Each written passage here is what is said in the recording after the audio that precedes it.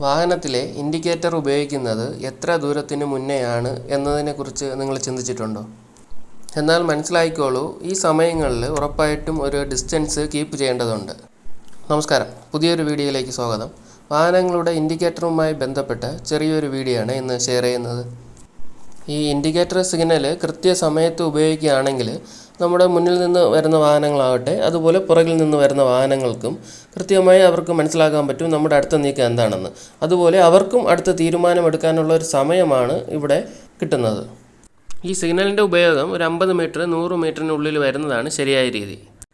അങ്ങനെ വരുമ്പോൾ ഇവിടെ മനസ്സിലാക്കേണ്ടത്, ചിലപ്പോൾ വർഷങ്ങളായിട്ട് ഡ്രൈവ് ചെയ്യുന്ന ആളായിരിക്കാം, അല്ലെങ്കിൽ ഇപ്പോൾ തുടക്കക്കാരായിരിക്കാം. അവർക്ക് ഈ ഡിസ്റ്റൻസിൻ്റെ കണക്ക് എങ്ങനെയാണെന്നുള്ളത് ചിലപ്പം ശരിയായിട്ട് മനസ്സിലാക്കണമെന്നില്ല. ഇതെല്ലാം ഒരു സിമ്പിൾ ട്രിക്കിലൂടെ പറഞ്ഞ് മനസ്സിലാക്കി തരാം.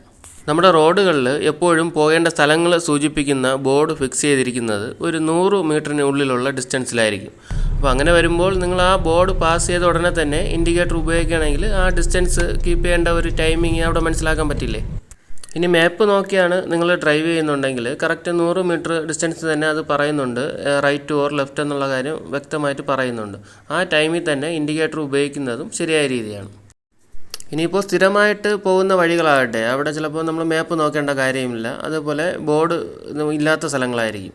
അങ്ങനെ വരുമ്പോൾ നിങ്ങൾ വലത്തോട്ടോ ഇടത്തോട്ടോ ആണോ തിരിയണം, നിങ്ങൾ ആ പോയിൻ്റ്, നിങ്ങൾ ആ വഴി നിങ്ങളെ കണ്ണിൽ പെടുന്നതിന് മുന്നേ തന്നെ നിങ്ങൾ ഇൻഡിക്കേറ്റർ ഇടുകയാണെങ്കിലും അതും കറക്റ്റ് ടൈമിംഗ് ആണ്. ഈ ഇൻഡിക്കേറ്റർ സിഗ്നലുമായി ബന്ധപ്പെട്ട് ഇവിടെ പറഞ്ഞ കാര്യങ്ങൾ എല്ലാവർക്കും മനസ്സിലായെന്ന് വിചാരിക്കുന്നു.